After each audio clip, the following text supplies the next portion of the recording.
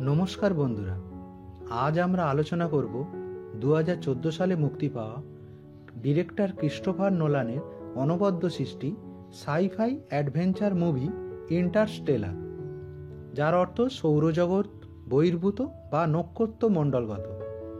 মুভিটির IMDb rating 8.6। চলুন দেরি না করে এবার মুভির গল্প শুরু করা যাক।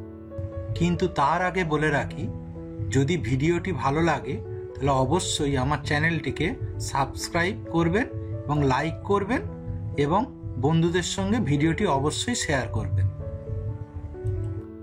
মুভি শুরু হচ্ছে একটি স্বপ্ন থেকে, যেখানে মুভির মেইন ক্যারেক্টার কুপার একটি স্বপ্নে দেখছিল যে সে তার স্পেসশিপের সাথে ওপর থেকে পড়ে যাচ্ছে, মানে ক্র্যাশ ল্যান্ডিং করছে। আসলে এটা ক্র্যাশ ল্যান্ডিংয়ের একটা স্বপ্ন যেটা সে বারবার দেখে, আর তখন সে ভয় পেয়ে ঘুম থেকে উঠে পড়ে। এরপর মুভিতে ধীরে ধীরে দেখানো হয় যে পৃথিবীতে আর বসবাসের সেরকম অবস্থা নেই। একটা প্লেগ বা ঝড় যেটা ফসলকে ধ্বংস করে দিচ্ছে, আর মাটিও আর আগের মতন নেই এবং অক্সিজেনও ধীরে ধীরে শেষ হয়ে যাচ্ছে। এখন মহাকাশ সংক্রান্ত গবেষণা এবং আইটির অন্যান্য ডিপার্টমেন্টের ওপর গভর্নমেন্ট আর পয়সা খরচ করছে না, শুধুমাত্র কৃষিকাজের ওপর পয়সা খরচ করছে, যাতে বেশি করে লোকজনের খাবারের জন্য আয়োজন করা যায়। তবে মুভি খুবই ইন্টারেস্টিং হয়ে যায় যখন আমরা দেখতে পাই যে মার্ভ, যে কুপারের মেয়ে, তার ঘরে বইয়ের তাকের ওপর থেকে বইগুলো নিজে থেকে নিচে পড়ে যাচ্ছে। মার্ভ ভাবে যে তার ঘরে নিশ্চয়ই কোনো ভূত এটা করছে। মার্ভ কুপারকে এটা বললে কুপার তাকে বৈজ্ঞানিক দৃষ্টিভঙ্গির দ্বারা এই ঘটনাটা পর্যবেক্ষণ ও রেকর্ড করার পরামর্শ দেয়। তারপর কুপার তার মেয়ের স্কুল থেকে ঘুরে আসার পর দেখতে পায় যে গ্র্যাভিটির একটা অদ্ভুত কারণে মাঠের ট্রাক্টরগুলো তার ঘরের দিকে আকর্ষিত হয়ে চলে আসছে এবং কম্পাসও কাজ করছে না, এবং এই সময় বইগুলো বুক শেলফ থেকে নিচে পড়ছে। এখন কুপার, তার শ্বশুর ডোনাল্ড, মেয়ে মার্ভ ও ছেলে টম সবাই মিলে যখন বেসবলের ম্যাচ দেখতে চলে যায়, তখন একটা ধুলোর ঝড় সেখানে আসে। এরকম ধুলোর ঝড় এই সময় পৃথিবীতে বারবার আসে, যেটা ফসলের খুবই ক্ষতি করে।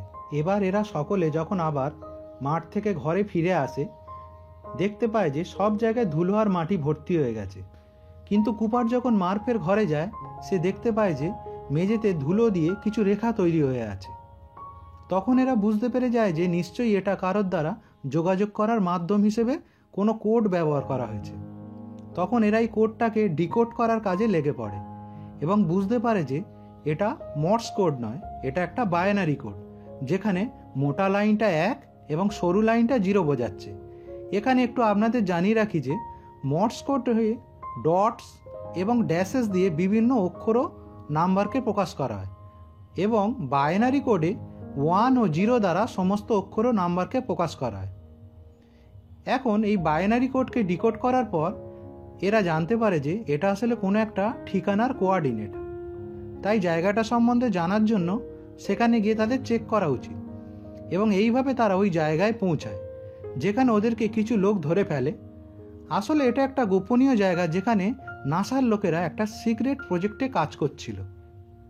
এখানে তাদের সাথে ডক্টর ব্র্যান্ডের পরিচয় হয় এবং ডক্টর ব্র্যান্ডের বাবা প্রফেসর ব্র্যান্ডের সাথে দেখা হয়, যেখানে কুপার প্রফেসর ব্র্যান্ডকে দেখেই চিনতে পারে। আসলে কুপার আগে নাসার হয়ে কাজ করত এবং ক্র্যাশ ল্যান্ডিংয়ের জন্য কুপারের কেরিয়ার শেষ হয়ে গেছিল।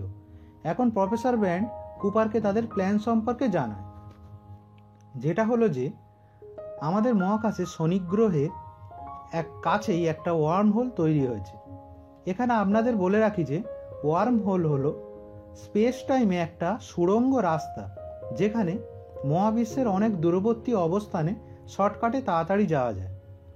এখন প্রফেসর ব্র্যান্ড জানায় যে এই ওয়ার্ম হোল এদের কাছে একটা আশার আলো, কারণ এর মাধ্যমে পৃথিবীর লোকেরা সহজেই অন্য কোনো গ্যালাক্সিতে গিয়ে সেখানে পৃথিবীর মতন কোনো গ্রহে গিয়ে বসবাস করতে পারবে। এখন প্রফেসর ব্র্যান্ড আগে থেকেই 12 জন মহাকাশচারীদেরকে এই মহাকাশ অভিযানে পাঠিয়ে দিয়েছে, এবং এরা কিছু গ্রহও খুঁজেছিল, কিন্তু 3 জন মহাকাশচারীর সিগন্যাল এখনও এদের কাছে আসে। এখন এরা দ্বিতীয়বার প্ল্যান করে যে এরা ওই 3 জন মহাকাশচারীর প্ল্যানেটে গিয়ে দেখবে যে কোনটা বসবাসের যোগ্য। এই 3টে গ্রহ হলো Millers planet, doctor man's planet এবং এডমন্ডস প্ল্যানেট। এখন প্রফেসর ব্র্যান্ড কুপারকে জানায় যে মহাকাশে এদের এন্ডিউরেন্স নামের একটা স্পেস স্টেশন আছে। এখানে কিছু যন্ত্র তৈরি করা আছে যাতে পৃথিবীর লোকেদের স্পেস স্টেশনে নিয়ে যাওয়া যায়। আসলে পৃথিবীতে আর অত জ্বালানি নেই যে পৃথিবীর লক্ষ লক্ষ লোককে কোনো রকেটে করে মহাকাশে নিয়ে যাওয়া যায়। তাই এরা একটা প্রজেক্ট করছিল যেখানে তারা পৃথিবীর মহাকর্ষ বলকে কিছুক্ষণের জন্য থামিয়ে দেবে এবং সহজেই যাতে কম জ্বালানি খরচ করে রকেটে মহাকাশে যেতে পারে। যেহেতু এদের কাছে বেশি জ্বালানি নেই, তাই ডক্টর ব্র্যান্ড এবং প্রফেসর ব্র্যান্ড এরা গ্র্যাভিটি বা মহাকর্ষের একটা ইকুয়েশনে কাজ করছিল যাতে তারা গ্র্যাভিটিকে কিছুক্ষণের জন্য বন্ধ করে পৃথিবী থেকে বেরোতে পারে। আর স্পেস স্টেশনে যে কম্পোনেন্টগুলো আছে তার মাধ্যমে বাকি লোকেদেরও পৃথিবী থেকে নিয়ে যাওয়া হবে। এদের প্ল্যান এ অনুযায়ী কুপার, ডক্টর ব্র্যান্ড এরা গিয়ে মহাকাশে ওই 3টে প্ল্যানেট খুঁজবে এবং অনুসন্ধান চালাবে।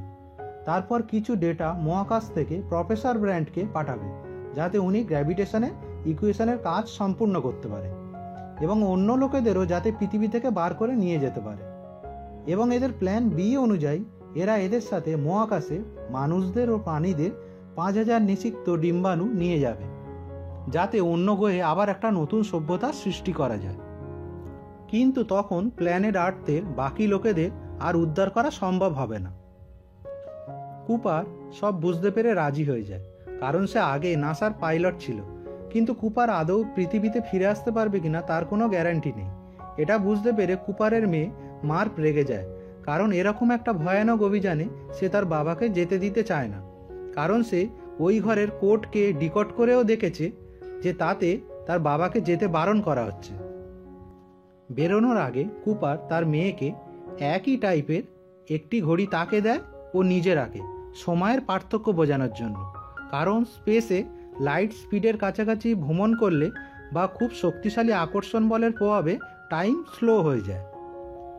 এখন কুপার মার্ফের ঘর থেকে বেরোনোর সময় আবার দেখে যে আর একটা বই বুক শেলফ থেকে নিচের দিকে পড়ছে, এবং এটা কোনো সিগন্যাল কিনা সেটা আমরা পরে গিয়ে বুঝতে পারবো। পরের সিনে দেখা যায় যে কুপাররা এন্ডিওরেন্স স্পেস স্টেশনে সঠিকভাবে পৌঁছে যায়। এই অভিযানে যারা আছে তারা হলো কুপার যে পাইলট, প্রফেসর ব্র্যান্ডের মেয়ে ডক্টর ব্র্যান্ড, ডোয়েল এবং রোমিলি, এবং টার্স ও কেস নামের 2টি রোবট। যেহেতু স্যাটার্ন বা শনি গ্রহে যেতে 2 বছরের মতন সময় লাগবে, তাই এরা ক্রায়োস্লিপ চেম্বারে ঘুমিয়ে পড়ার জন্য ঠিক করে। কারণ যেহেতু মানুষ ঘুমিয়ে থাকে তাই এতে অনেক এনার্জি বাঁচানো যায়। এখানে ক্রায়োস্লিপে যাওয়ার আগে কুপার তার মেয়ের জন্য ও ছেলে টমের জন্য একটা মেসেজ পৃথিবীতে পাঠায়। সে 2 বছর পরে ঘুম থেকে জেগে স্যাটার্ন গ্রহের কাছে পৌঁছে যাবে। এর পরের সিনে দেখানো হয় যে প্রফেসর ব্র্যান্ড কুপারের শ্বশুর ডোনাল্ডের সাথে এবং কুপারের মেয়ে মার্পের সাথে দেখা করে কুপারের মেসেজটা পাঠায় এবং বলে যে তারাও কুপারকে চাইলে কোনো মেসেজ পাঠাতে পারে। এবং ডক্টর ব্র্যান্ড মার্পকে পরবর্তী সময় যাতে নাসাতে যোগ দিতে পারে সে কথাও ডোনাল্ডকে জানায়, যেহেতু মার্প একজন বুদ্ধিমতী মেয়ে ছিল। এরপরে দেখানো হয় যে স্পেসশিপে 2 বছর পরে সবাই জেগে উঠেছে এবং এরা ওয়ার্ম হোলের খুব কাছাকাছি এসে পড়েছে।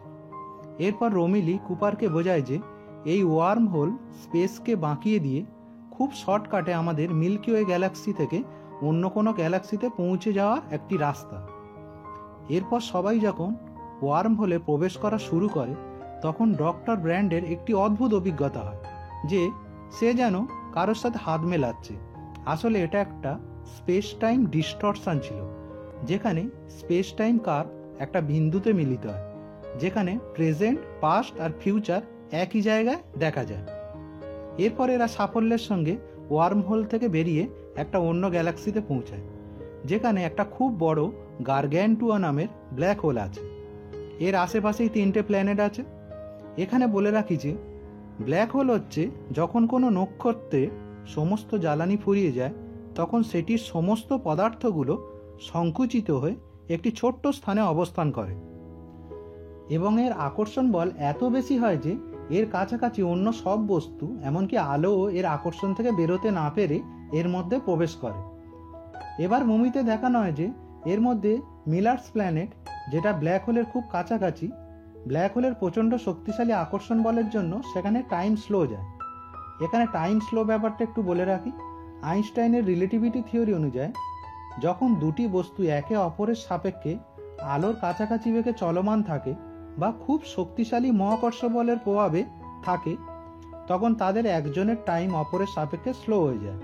উদাহরণ হিসেবে একজনের কাছে 6 দিন অতিক্রম হলে অন্যজনের সাপেক্ষে সেটা 6 বছর হতে পারে। এবার এরা প্ল্যান এ অনুযায়ী মিলার্স প্ল্যানেটে চলে যায়। এই প্ল্যানেটে যেহেতু মহাকাশচারী মিলা প্রথমে নেমেছিল, তাই এর এরূপ নাম দেওয়া হয়েছে।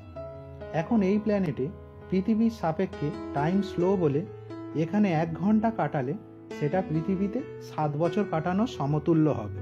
অর্থাৎ এই গ্রহে তারা 1 ঘন্টা সময় কাটালে তাদের ফ্যামিলি পৃথিবীতে 7 বছর সময় কাটিয়ে ফেলবে। এখানে রোমিলি এন্ডিউরেন্সে থাকে এবং বাকি 3 জনে স্পেসশিপে মিলার্স প্ল্যানেটে আসে। এই প্ল্যানেটে চারিদিকে কম গভীরতার জল দ্বারা পূর্ণ ছিল। এরা স্পেসশিপ থেকে 200 মিটার দূরে শুধুমাত্র মিলারের স্পেসশিপ এবং সিগন্যাল পাঠানো বেকন যন্ত্রের কিছু ধ্বংসাবশেষ খুঁজে পায়। এরপর কুপার লক্ষ্য করে যে দূরের পাহাড়টা ধীরে ধীরে উঁচু হয়ে তাদের কাছে আসছে। কুপার বুঝতে পারে ওটা পাহাড় নয়, বিশাল উঁচু ঢেউ। তাই কুপার তাড়াতাড়ি বাকি 2 জনকে স্পেসশিপে ডেকে পাঠায়। তাড়াহুড়ো করে আসতে গিয়ে ডোয়েল স্পেসশিপে পৌঁছতে না পেরে ঢেউয়ের ধাক্কায় মারা যায় এবং কুপার স্পেসশিপটাকে এয়ারলক করে দেয়। যেহেতু স্পেসশিপের ইঞ্জিন জলে ভর্তি হয়ে গেছিল, তাই জল বের করার জন্য অপেক্ষা করতে হয়। এরপর কুপার হতাশ হয়ে ডক্টর ব্র্যান্ডের ওপর চিৎকার করে বলতে থাকে যে কবে তাদের এই মিশন শেষ হবে এবং সে তার মেয়ের সাথে গিয়ে দেখা করবে। এখানে ডক্টর ব্র্যান্ড বলে যে এটা সবই রিলেটিভিটির ব্যাপার। এটা এমন হতে পারে যে আমরা যে প্ল্যানেটে যাব, আমাদের টাইম স্লোর কারণে বয়স খুব আস্তে আস্তে বাড়বে, কিন্তু আমাদের বাচ্চারা বা পরিবারের সদস্যরা হয়তো বুড়ো হয়ে মারাও যেতে পারে যখন আমরা পৌঁছাবো। এখানে ডক্টর ব্র্যান্ড একটা গুরুত্বপূর্ণ কথা বলে যে আমরা গ্র্যাভিটিকে ব্যবহার করেই একটি ডাইমেনশন থেকে অন্য ডাইমেনশনে সহজেই তথ্য আদান প্রদান করতে পারবো। এখানে আপনাদেরকে বলে রাখি যে আমরা XYZ 3টি ডাইমেনশনে তথ্য পাঠাতে পারি সহজেই, কিন্তু 4th ডাইমেনশন যেটা টাইম বা সময়, আমরা এখনো তথ্য আদান প্রদান করতে পারি না, যেমন প্রেজেন্ট থেকে পাস্টে। এবার এর পরের সিনে এরা এন্ডিউরেন্সে ফিরে আসে এবং অবাক হয়ে দেখে যে রোমিলি বুড়ো হয়ে গেছে, কারণ একটা সময়ের পর থেকে সে ক্রায়োস্লিপ ইউজ করা ছেড়ে দিয়েছিল এবং মিলার্সের গ্রহে যেহেতু টাইম স্লো যাচ্ছিল কিন্তু রোমিলির টাইম তাড়াতাড়ি যাচ্ছিল, তার কাছে প্রায় 23 বছর পার হয়ে গেছিল। রোমিলি গ্র্যাভিটির ইকুয়েশনে কাজ করছিল এবং গার্গ্যান্টুয়া ব্ল্যাক হোলটাকে অবজার্ভ করছিল। এরপর কুপার তাড়াতাড়ি রেকর্ডিংগুলো চেক করে, যেখানে সে দেখে যে তার ছোট মেয়ে ও ছেলে এখন বড় হয়ে গেছে।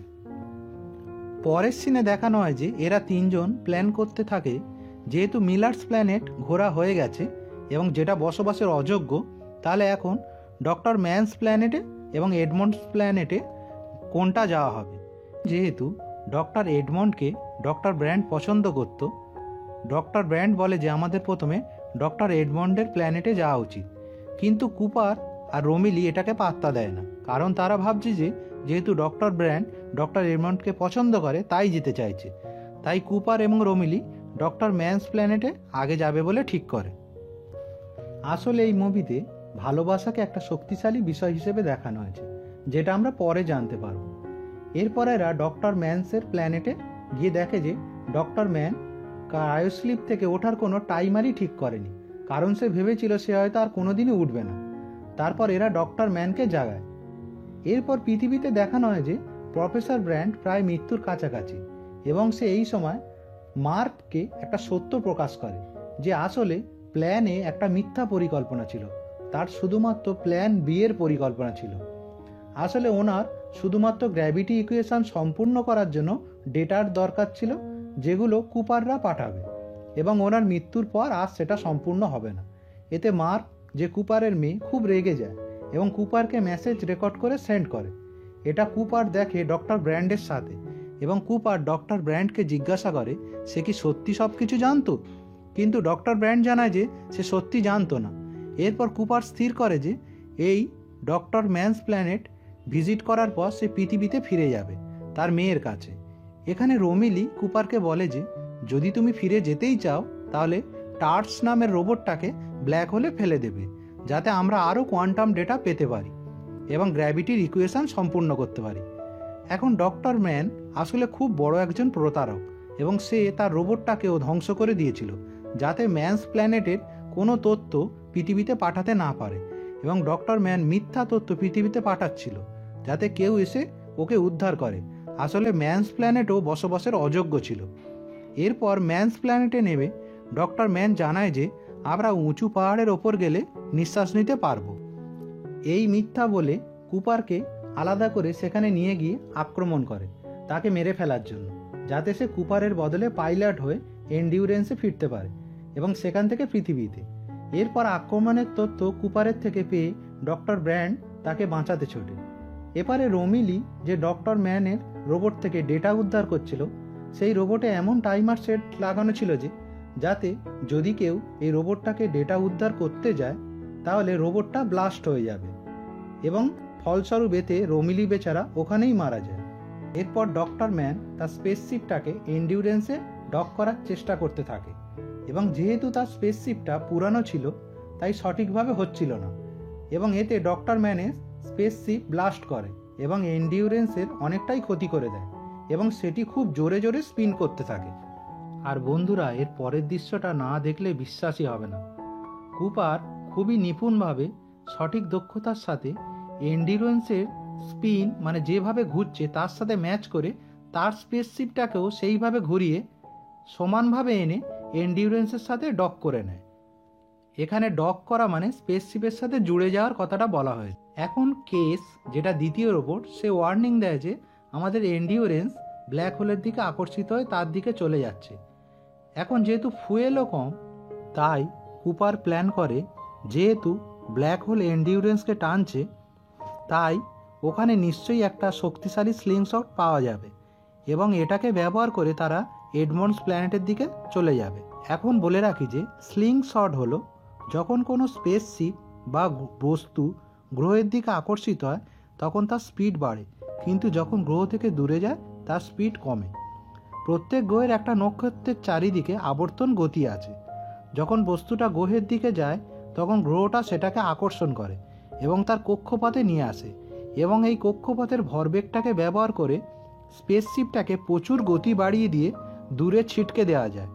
যেমন করে আমরা কোনো দড়িতে পাথর বেঁধে ঘোরালে হঠাৎ করে ছেড়ে দিলে পাথরটা খুব জোরে ছিটকে বেরিয়ে যায়, এবং এতে ভরবেগের সংরক্ষণ সূত্র অনুসারে গ্রহের কিছুটা ভরবেগ স্পেসশিপে স্থানান্তরিত হয়। যত গ্রহের কাছাকাছি উড়ব তত বেশি ভরবেগ স্পেসশিপটা পাবে। তাই কুপার ব্ল্যাক হোলের চারিদিকে ঘুরে গতি বাড়িয়ে এই স্লিংশটের প্রভাবে এডমন্ডস প্ল্যানেটের দিকে ছিটকে যাবার প্ল্যান করে। যেহেতু এদের কাছে বেশি ফুয়েল বেঁচে নেই এবং এদেরকে এখনও ডক্টর এডমন্ডস প্ল্যানেটে যেতে হবে, তাই এখানে স্লিংশটের জন্য দুটো স্পেসশিপকে রকেট বুস্টার হিসেবে কাজ করায় যাতে স্লিংশটের সময় ব্ল্যাক হোলের শক্তিশালী আকর্ষণ বল থেকে বার হতে পারে। এখানে কুপার এন্ডিউরেন্সের ওজন কমাবার জন্য নিজেকে এবং টার্স রোবটকে ব্ল্যাক হোলে ফেলে দেয় যাতে সে কোয়ান্টাম ডেটা পৃথিবীতে পাঠাতে পারে এবং এন্ডিউরেন্স থেকে আলাদা করে নেয়। এরপর টার্স রোবট ও কুপার দুজন ব্ল্যাক হোলের দিকে আকর্ষণে চলতে থাকে।